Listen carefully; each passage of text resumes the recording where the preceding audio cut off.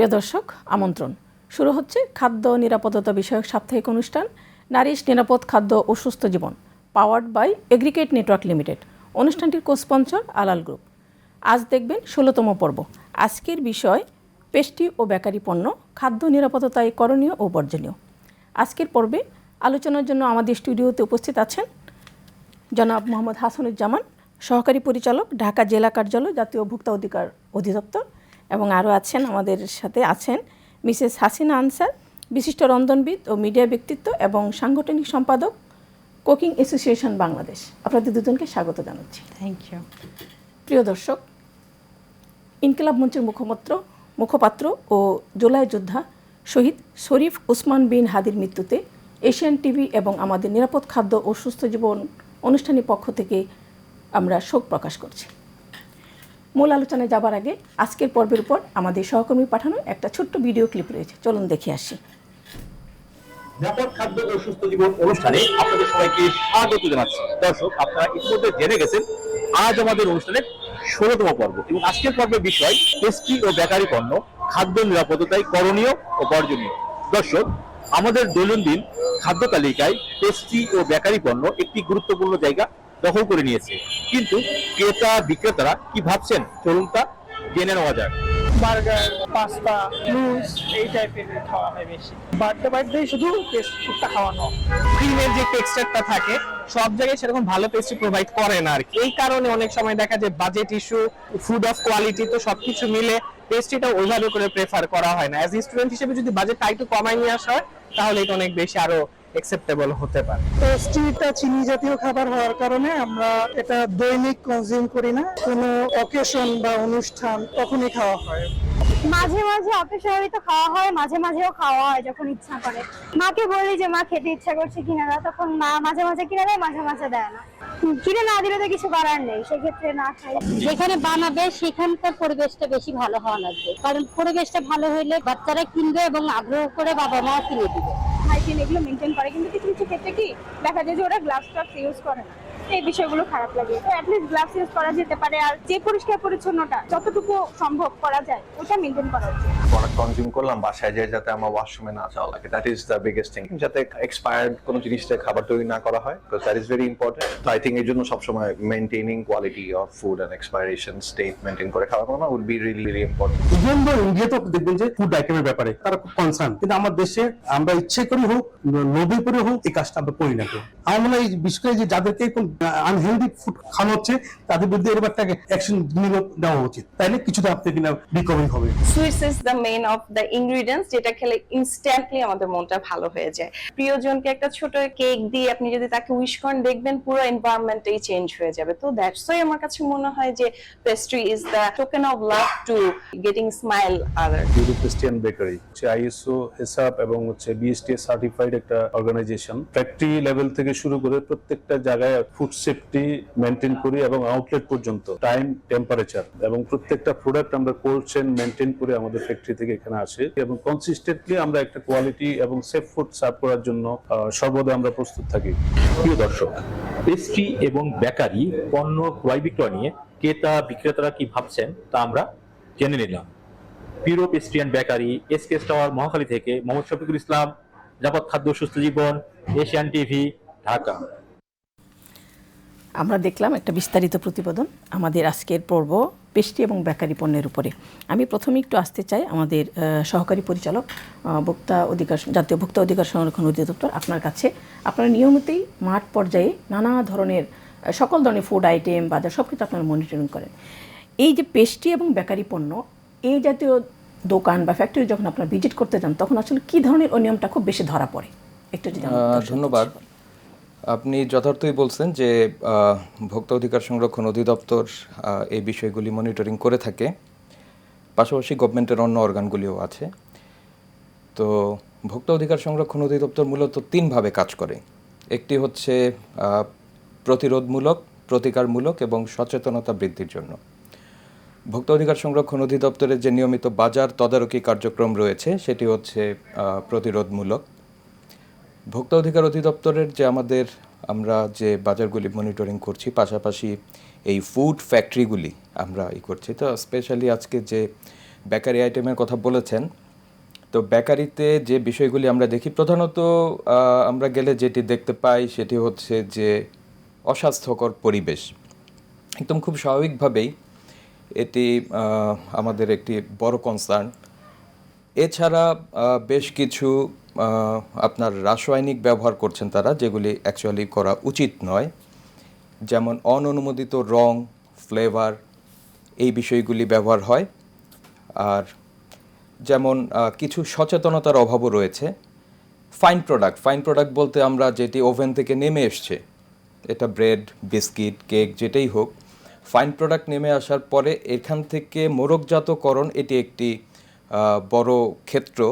সেখানে হয় অনেক সময় দেখা যায় যে আমাদের যেই শ্রমিকরা রয়েছেন তারা সচেতনতার অভাব হোক বা একটি গ্লোভস হাতে পরে কাজ করতে তাদের অস্বস্তি লাগা হোক, যে কোনো কারণেই তারা গ্লোভস পরতে অনাগ্রহী।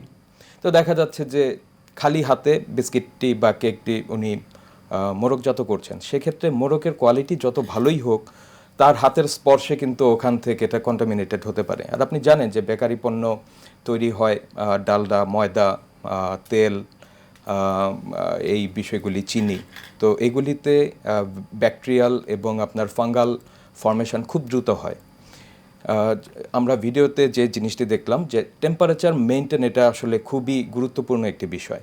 তো আমি পেস্ট্রির কথা যদি বলি, পেস্ট্রি তৈরি করার পরে অবশ্যই বিলো 10 ডিগ্রিতে সেটিকে সংরক্ষণ করতে হবে। যদি এটি ক্রস করে যায় তাহলে সেটা কিন্তু আর খাবারের উপযোগী থাকে না। আপনারা যখন মাঠ পর্যায়ে দেখেন তখন কি আসলে টেম্পারেচার কন্ট্রোল তারা মেনটেন করে, যেভাবে আমরা শুনছিলাম? কিছু কিছু ক্ষেত্রে আমরা পেয়েছি, আর অধিকাংশ ক্ষেত্রে যেটি পেয়েছি যে আসলে টেম্পারেচার মেনটেন করছেন না। আর ওনারা যে ফ্রিজিং একটা ভ্যান দরকার এটিকে সাপ্লাই করার জন্য, সরবরাহ করার জন্য, সেটিও ব্যবহার করছেন না।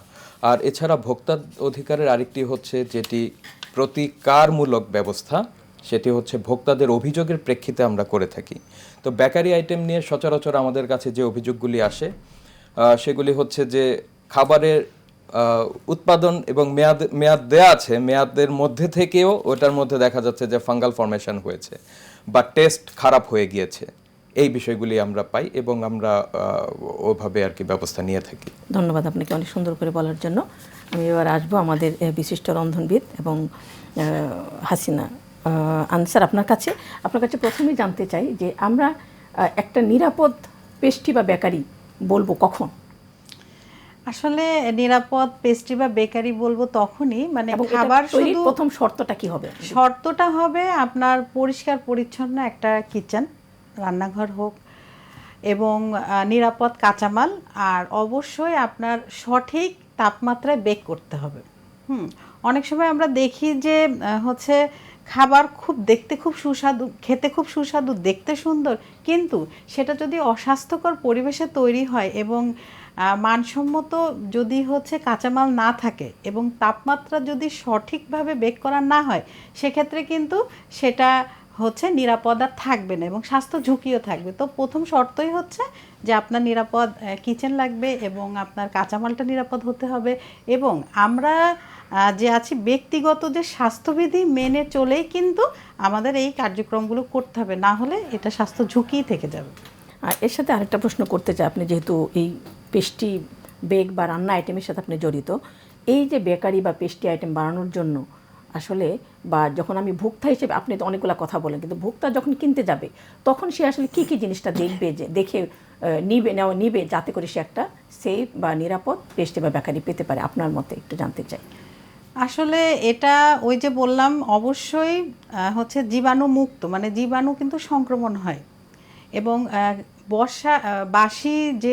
বাসি যে উপাদানগুলো থাকে সেগুলো যেন না থাকে, এবং এই যে কৃত্রিম রং, হ্যাঁ, মানে প্রথমে তাকে দেখতে হবে যে এটা জানি পুরোটা অনুমোদন প্রাপ্ত ফুড গ্রেড কালার থাকে, এবং কোনো কেমিক্যাল যেন না থাকে যেগুলো শরীরের জন্য ক্ষতি, কারণ এগুলো যদি বেশি মানুষ খায়, প্রতিদিনই যদি খায়, তাহলে কিন্তু আপনার কিডনি এবং লিভার ক্ষতিগ্রস্ত হয়। তো আমরা যখন একটা খাবার কিনতে যাব অবশ্যই দেখব যে সেখানে হাইজিন হ্যাজার্ড মেনটেন করে সেটা কি তৈরি করা হচ্ছে কিনা, এবং যিনি এটা সার্ভ করছে, কারণ আগে যে ওরা তৈরি করেছে ওটা তো আমরা দেখতে পারবো না, কিন্তু যিনি সার্ভ করছেন তার হ্যান্ড গ্লোভস আছে কিনা, হেয়ার নেট আছে কিনা, এবং তার ড্রেস, আমরা তো মানে অ্যাপ্রন যদি থাকে সবচেয়ে ভালো হয়, এবং তার নেলগুলা কাটা কিনা, হেভি জুয়েলারি পরা আছে কিনা, হেভি মেকআপ আছে কিনা চেহারায়, মানে সব কিছুর মধ্যে আসলে পরিষ্কার পরিচ্ছন্নতায় চলে আসে। তো এই বিষয়গুলো আমাদের দেখতে হবে,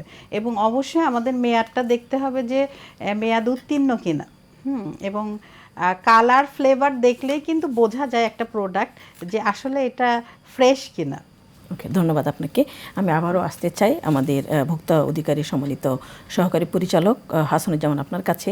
আপনি বললেন যে আপনারা যখন মনিটরিং করতে যান বিভিন্ন ধরনের অনিয়ম আপনারা দেখেন, এই যে এর যেন চেঞ্জ হয় বা পরিবর্তন আনে, সেই জন্য আপনারা ভোক্তা অধিকার থেকে কী কী ধরনের উদ্যোগ নিয়ে থাকেন, স্পেশালি এই পেস্ট্রি এবং বেকারি উদ্যোক্তাদের জন্য বা যারা তৈরি করে ফ্যাক্টরির জন্য, অথবা অ্যাজ এ হোল ভোক্তাদের জন্য আপনাদের বার্তাটা কী হয়ে থাকে সেক্ষেত্রে? ধন্যবাদ। এখানে যে বিষয়টি সেটি হচ্ছে যে ভোক্তা অধিকার সংরক্ষণ অধিদপ্তর solely একটি মনিটরিং এজেন্সি। এর পাশাপাশিও কিন্তু গভর্নমেন্টের অন্য অর্গানগুলি রয়েছে। তো নিরাপদ খাদ্য কর্তৃপক্ষ বিএসটিআই, এই বিএসটিআই যখন বিডিএস মানে স্ট্যান্ডার্ড যে রয়েছে সেটি মেনে কিন্তু একজন বেকারি যিনি পণ্য তৈরি করবেন তাকে সেটি মেনে তার বেকারি পণ্যটি তৈরি করতে হবে। পাশাপাশি বাংলাদেশ নিরাপদ খাদ্য কর্তৃপক্ষ একটা বেকারি চালানোর জন্য যে আপনার স্ট্যান্ডার্ড অপারেটিং প্রসিডিওর রয়েছে, কিভাবে উনি এটি করবেন তা কিন্তু খুব এলাবোরেটলি বলা আছে। তো একজন বেকারি মালিক উনি যদি সেই দুইটা জিনিস ফলো করে তাহলে ভোক্তারা সঠিক পণ্যটি পাবে। আর ভোক্তা অধিকার সংরক্ষণ অধিদপ্তর যেটি বললাম আমরা, প্রথমেই শুরু হবে মোড়ক থেকে, যে উনি মোড়কে কি তথ্যগুলি দিচ্ছেন, তো মোড়কে কি দেওয়া উচিত, সে মোড়কের যে তথ্যগুলি আছে যথাযথভাবে যদি না দেয়, তারপরে যে বিডিএস অনুসরণ করে তাকে পণ্যটিকে তৈরি করতে হবে সেটি যদি তিনি অনুসরণ না করেন, তিনি যে পরিবেশে পণ্যটি তৈরি করতে হবে সেটি যদি মেনটেন না করেন, এটি ভোক্তা অধিকার সংরক্ষণ আইনের 37, 42, 43 এবং 45 ধারায় শাস্তিযোগ্য অপরাধ। তো এই অপরাধগুলি পেলে আমরা ভোক্তা অধিকার সংরক্ষণ অধিদপ্তর থেকে তাদেরকে দণ্ড আরোপের পাশাপাশি যেগুলি অ্যাকচুয়ালি যে তারা শুদ্ধে যেতে পারছেন না এই ধরনের প্রতিষ্ঠান আমরা বন্ধ করেও থাকি। পাশাপাশি ওনাদেরকে কি করতে হবে, কিভাবে এগোতে হবে এবং স্টেপ বাই স্টেপ কিভাবে ওনারা একটা সেফ ফুড তৈরি করার জন্য যা প্রয়োজন সেই ধরনের পরামর্শ ভোক্তা অধিকার সংরক্ষণ অধিদপ্তর দিয়ে থাকে। ধন্যবাদ আপনাকে। আবারও আসতে চাই মিসেস হাসিনা আনসার আপনার কাছে। এই যে ইদানিং আমরা দেখছি যে স্কুল গোয়িং বাচ্চারা বা টিনেজাররা, ইউনিভার্সিটি স্কুল সবাই এই যে পেস্ট্রি বেকারি আইটেমের প্রতি মারাত্মক ধরনের ফ্যাসিনেটেড। এটা আসলে এই ধরনের খাবার গ্রহণে আসলে তাদের কি ধরনের সতর্কতা প্রয়োজন একটু যদি আপনি বলেন একজন। আসলে পেস্ট্রি খাবার এটা একটা মানুষের পছন্দের খাবার, ভালোবাসার খাবার, কিন্তু প্রতিদিন যদি এটা খাওয়া হয়, কারণ এর ভেতর কিন্তু প্রচুর পরিমাণে রয়েছে আপনার চিনি এবং ফ্যাট, যা কি করে আমাদের স্বাস্থ্য বাড়িয়ে দেয়, ওজন বৃদ্ধি করে এবং হৃদরোগের কিন্তু ঝুঁকি বাড়ে। এবং শিশুরা যারা আছে তারা তো অবশ্যই মিষ্টি খুবই পছন্দ করে, আর বিশেষ করে বেকারির আইটেম তাদের অনেক পছন্দের। সো তারা যখন এটা খাবে, এটা তো অবশ্যই চিনি বেশি, ফ্যাট বেশি, তাদের স্বাস্থ্যের ঝুঁকি থাকবে। এই জন্য এগুলি একটু এড়াতে হবে। কম চিনিযুক্ত হালকা খাবার যদি তারা খায়, আর প্রতিদিন না, একটা সময়ের মধ্যে খেতে হবে। এবং আমার মনে হয় যে যদি কোনো পুষ্টিবিদের সাথে পরামর্শ করে একটা চার্ট করে ফেলে প্রতিদিন খাদ্য তালিকা, সবচেয়ে ভালো হবে। ধন্যবাদ আপনাদের দুজনকে। প্রিয় দর্শক, এবার রয়েছে ছোট্ট একটি বিজ্ঞাপন বিরতি, আমাদের সাথেই থাকুন।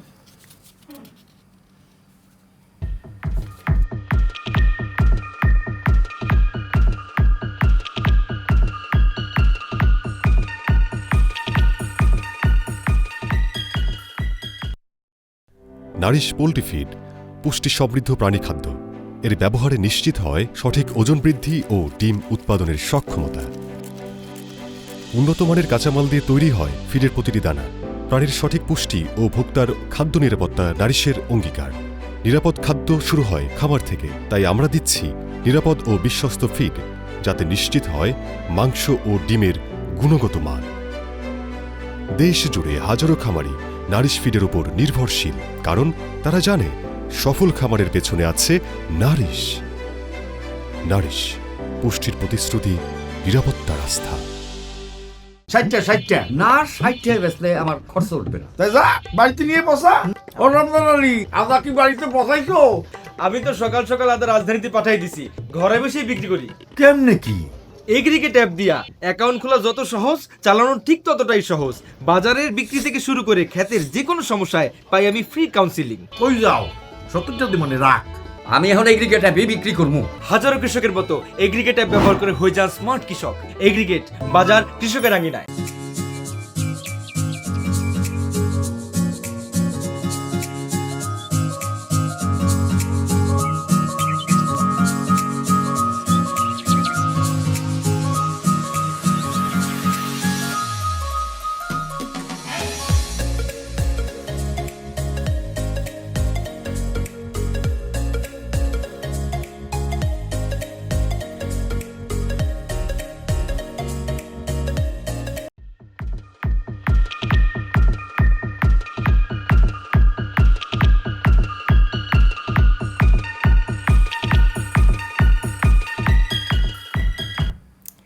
প্রিয় দর্শক, বিরতির পর আবারও আমন্ত্রণ।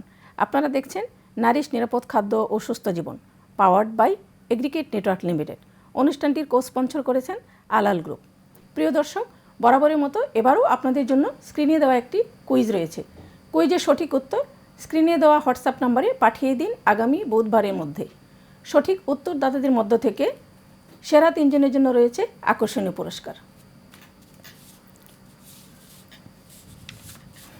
আবারও আমি আসতে চাই জনাব মোহাম্মদ হাসানুজ্জামান আপনার কাছে। আপনি বলছিলেন যে আপনাদের নিরাপত্তা সিস্টেমের মাঝে আপনারা কাউকে শুধরানোর জন্য সময় দেন, কারোটা সিলগালা করে দেন, কাউকে জরিমানা করেন। এই যে আপনাদের ফলো আপ সিস্টেম, এটা আবার কিভাবে আপনারা পুনরায় তাকে মনিটরিং আওতায় কিভাবে আনা হয়? দেখুন, বিষয়টি হচ্ছে যে ভোক্তা অধিকার সংরক্ষণ অধিদপ্তর, আপনার অবগত আছেন যে এটি একটি ছোট অধিদপ্তর, আমাদের জনবলের সংকট রয়েছে। এজন্য ফলো আপ বিষয়টি এটি সবসময় যথাসময়ে আমাদের পক্ষে সম্ভব হয়ে ওঠে না।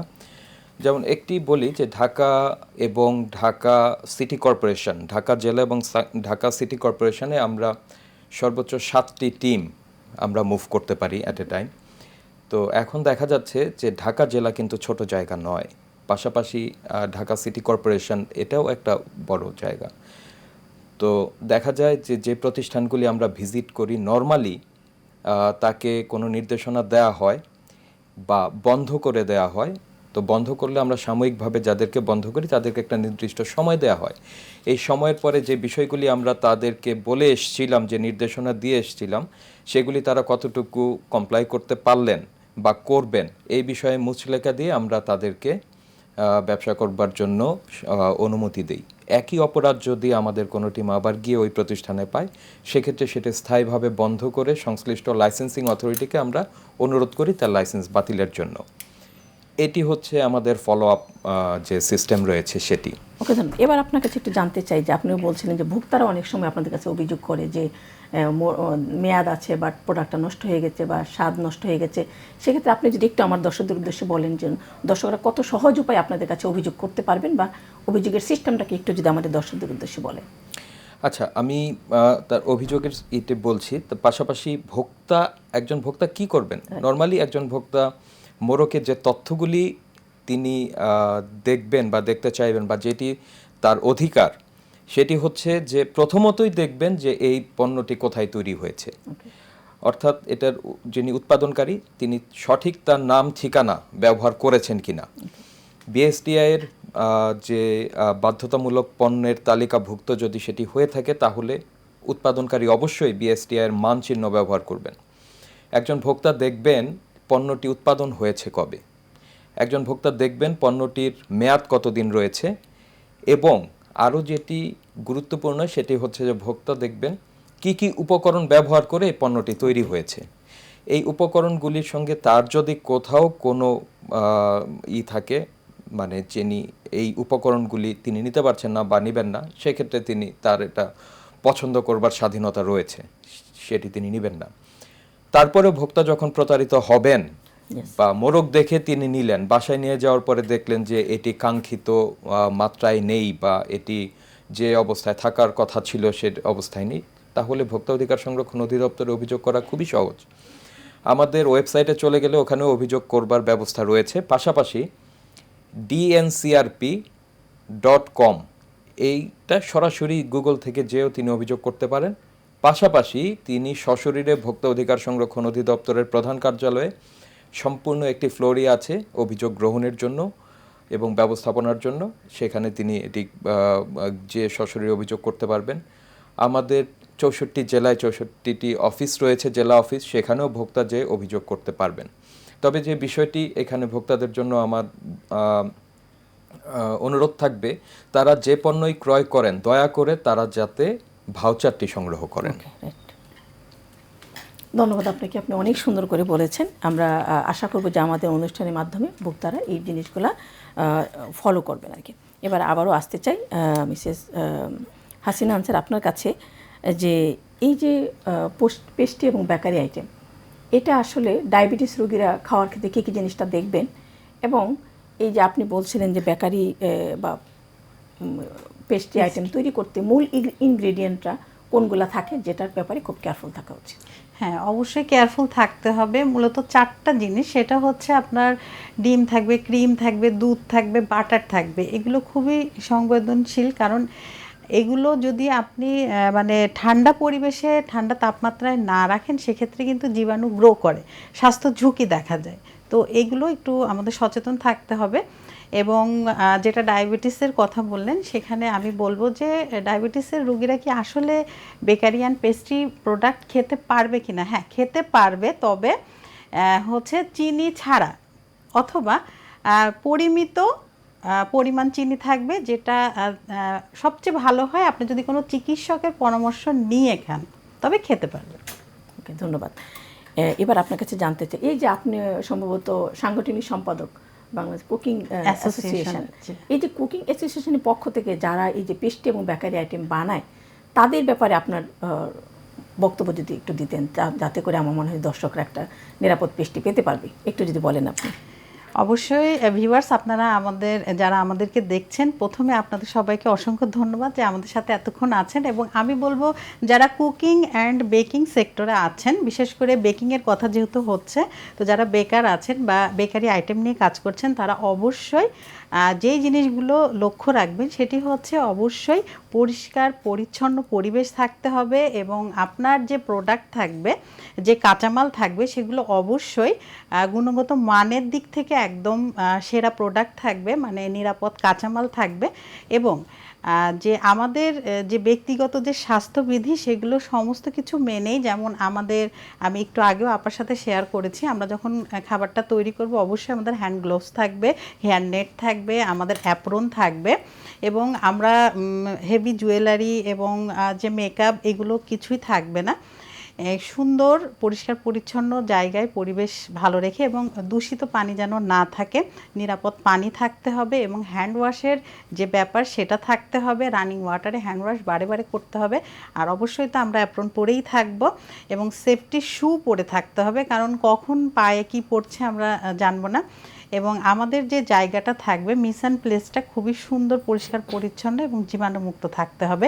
এবং যেটা থাকবে সেটা হচ্ছে সঠিক তাপমাত্রা। বেকিংয়ের ক্ষেত্রে তাপমাত্রাটা খুবই গুরুত্বপূর্ণ, কারণ সঠিক তাপমাত্রা না হলে প্রোডাক্ট বার্ন হয়ে যাবে, পুষ্টিগুণও নষ্ট হবে, এবং প্রোডাক্ট তো শেপও থাকবে না ভালো, এবং খেতেও ওটা ভালো হবে না, ওটা বাদই দিয়ে দিতে হবে। এবং আমরা যে খাবারের যেহেতু বেকারি আইটেম, তো ফুড গ্রেড যে কালারটা, সেটা অবশ্যই অনুমোদন প্রাপ্ত হতে হবে, কোনো কেমিক্যাল ইউজ করা যাবে না। এবং খাবার যে কাপড়ের রং অনেকে দিয়ে দেয়, মানে লো কোয়ালিটির যদি হয়, আসলে আমরা না দামের সাথে কোনো কম্প্রোমাইজ করব না, আমরা গুণগত মান যাতে সেরা থাকে, প্রোডাক্ট যাতে ভালো থাকে, সেই দিকটা অবশ্যই খেয়াল করব। ধন্যবাদ আপনাকে। আবারও একটু আসতে চাই জনাব মোহাম্মদ হাসানুজ্জামান আপনার কাছে, যে এই যে ভোক্তাদের সচেতন করতে ভোক্তা অধিকারের পক্ষ থেকে কী ধরনের উদ্যোগ নেওয়া হয়ে থাকে ভোক্তাদের জন্য স্পেশালি? যথার্থই বলেছেন, যে আমি প্রথমেই বলেছিলাম যে ভোক্তা অধিকার সংরক্ষণ অধিদপ্তর 3 ভাবে কাজ করে থাকে। তার একটি হচ্ছে সচেতনতামূলক যে কর্মকাণ্ড রয়েছে আমাদের। ভোক্তা অধিকার সংরক্ষণ অধিদপ্তর শ্রেণীভিত্তিক ব্যবসায়ীদের সঙ্গে বিভিন্ন সময় মতবিনিময় সভা করে থাকে। তার মাধ্যমে ব্যবসায়ীদেরকে নির্দেশনা দেওয়া হয়ে থাকে আমাদের দপ্তর থেকে। পাশাপাশি ভোক্তা অধিকার সংরক্ষণ অধিদপ্তরের যে অভিযানগুলি রয়েছে সেটি যাতে সাধারণ মানুষ দেখে সচেতন হতে পারে, সেজন্য ভোক্তা অধিকার সংরক্ষণ অধিদপ্তরের নিজস্ব ফেসবুক পেজ, ইউটিউব চ্যানেল রয়েছে। এর মাধ্যমে আমরা ভোক্তাদেরকে সচেতন করে থাকি। পাশাপাশি লিফলেট প্যাম্পলেটের মাধ্যমে ভোক্তারা কিভাবে অভিযোগ করবেন, কোন বিষয়গুলি দেখবেন, কোন বিষয়গুলি দেখবেন না, সে বিষয়ে আমরা সচেতন করে থাকি। দেখুন, ভোক্তা অধিকারের কাজ হচ্ছে ভোক্তাদের নিয়ে। তা এখন ভোক্তারা যদি সচেতন ভোক্তা হন, সেক্ষেত্রে আমাদের কাজ অনেকখানি অনেকখানি এগিয়ে যায়। একজন ভোক্তা যখন কোথাও কোনো অনিয়ম দেখবেন, আমি আগেই বলেছি ভোক্তা অধিকার সংরক্ষণ অধিদপ্তরের জনবল কম, তো ভোক্তারাই হচ্ছে আমাদের চোখ এবং কানের মতো। তো ওনারা যখন কোথাও কোনো প্রবলেম দেখবেন, সেটি যদি আমাদেরকে অবহিত করেন, ভোক্তা অধিকার সংরক্ষণ অধিদপ্তরের কিন্তু হটলাইন নাম্বার রয়েছে 16121। 16121-এ তিনি কিন্তু ইনফরমেশনটি দিতে পারেন। পাশাপাশি তিনি যদি ব্যক্তিগতভাবে প্রতারিত হয়ে থাকেন, সেক্ষেত্রে তো www.dncrp.com সেখানে ঢুকে তিনি আমাদেরকে অভিযোগ করতে পারবেন। আর ব্যবসায়ীদের জন্য আমাদের ভোক্তা অধিকার সংরক্ষণ অধিদপ্তর যেটি বলে, দেখুন, আইন হচ্ছে কোডিফাইড কমন সেন্স। আমরা যদি বলি যে একজন ব্যবসায়ী বা একজন বেকার বা একজন বেকারি ব্যবসায়ী, উনি যদি শুধুমাত্র তার স্বাভাবিক বুদ্ধি বিবেচনাও ব্যবহার করেন, সেক্ষেত্রেও অনেকখানি আইন তিনি মেনে চলতে পারবেন। বিষয়টি হচ্ছে আমাদের যে আপা যেটি বললেন, যথার্থই বলেছেন যে এই বেকারি পণ্য বা খাদ্যপণ্য তৈরি করার সময় ব্যক্তিগত হাইজিন মেনটেন করা, একটি বেকারিতে যে শ্রমিকরা থাকবে তাদের স্বাস্থ্য সনদ নেওয়া, এবং যিনি অসুস্থ থাকবেন তাকে দিয়ে খাদ্যপণ্য তৈরি না করানো, এগুলি হচ্ছে খুব বেসিক জিনিস। খালি হাতে পণ্য স্পর্শ না করা। ধন্যবাদ আপনাকে। আমাদের দর্শকদের পক্ষ থেকে একটা প্রশ্ন রয়েছে যে আপনি বলছিলেন যে দর্শকরা অভিযোগ করবেন। দর্শকরা যদি অভিযোগ করেন, সেক্ষেত্রে অভিযোগ সে যদি জয়যুক্ত হয়, তাহলে আপনাদের সম্ভবত একটা পার্ট অফ ওই প্রোডাক্টের মূল্য উনি পেয়ে, এটা যদি একটু বিস্তারিত বলেন, একজন দর্শক জানতে চেয়েছেন। দর্শক যিনি জানতে চেয়েছেন তাকে ধন্যবাদ। ভোক্তা অধিকার সংরক্ষণ আইনের ৭৬-৪-এ বলা আছে যে যিনি অভিযোগ করবেন, অভিযোগকারীর অভিযোগই প্রমাণিত হলে তার প্রেক্ষিতে যদি অভিযুক্ত প্রতিষ্ঠানকে জরিমানা করা হয়, তাহলে সেটি ক্ষতিপূরণ নয়, প্রণোদনা হিসাবে তিনি আদায়কৃত জরিমানার 25% আইন অনুযায়ী প্রাপ্য হবেন। ওকে, ধন্যবাদ। একেবারে শেষ বেলা দুটো প্রশ্ন করবো আপনার দুজনের কাছ থেকে। এই যে নিরাপদ পেস্ট্রি এবং বেকারি, এই জন্য ভোক্তাদের জন্য বা ভোক্তাদের সচেতনতা বৃদ্ধির জন্য আপনি গুরুত্বপূর্ণ দুইটা করণীয় কথা বলবেন, একটা বর্জনীয় কথা বলবেন। সেই মাপা আপনার কাছে খুবই সংক্ষিপ্ত আকারে। নিরাপদ পেস্ট্রি এবং বেকারির জন্য একজন ভোক্তা কি করণীয় এবং কি বর্জনীয়, এক কথায় একটু বলবেন প্লিজ। আমরা প্রথমত তিনি যে পণ্যটি ক্রয় করবেন, একদম বেসিক যে বিষয়টি সেটি হচ্ছে স্বাদ, গন্ধ এবং বর্ণ, এই তিনটি জিনিস তিনি দেখবেন। যদি এগুলির কোনো ব্যত্যয় থাকে, সেই পণ্য ক্রয় থেকে তিনি বর্জন করবেন, সেই পণ্য ক্রয় থেকে বিরত থাকবেন। নিরাপদ পেস্ট্রি এবং বেকারি পণ্য কিন্তু দর্শকদের পক্ষে কি করণীয় এবং কি বর্জনীয়, একটা করে বলবেন প্লিজ। আসলে প্রতিদিন পেস্ট্রি এবং বেকারি যে খাবার, এগুলো হচ্ছে প্রতিদিনের খাবার না, এটা একটা আনন্দের খাবার। তো আমরা এটা পরিমিত খাই এবং নিরাপদ উৎস থেকে আমরা এটা সংগ্রহ করি। অবশ্যই ভাইয়া যেটা বললেন যে হচ্ছে স্বাদ, গন্ধ, টেক্সচার সবকিছু আমাদেরকে দেখতে হবে, তবে মেয়াদ উত্তীর্ণ তারিখটা দেখতে হবে। আপনাদের দুজনকে অনেক ধন্যবাদ আমাদের সাথে যোগ দেওয়ার জন্য। আমরা অনুষ্ঠানের একেবারে শেষ পর্যায়ে চলে এসেছি। প্রিয় দর্শক, গুজব, ভুল বা আংশিক কোনো ধারণা নয়, বরং সমাজের বাস্তব প্রেক্ষাপট এবং বিজ্ঞানভিত্তিক তথ্যের মাধ্যমে সমাজের মানুষকে সচেতন করাই হলো এই অনুষ্ঠানের মূল লক্ষ্য। দেখা হবে আগামী শনিবার একই সময়ে অন্য কোনো বিষয়ে। সে পর্যন্ত সবাই ভালো থাকুন। আল্লাহ হাফেজ।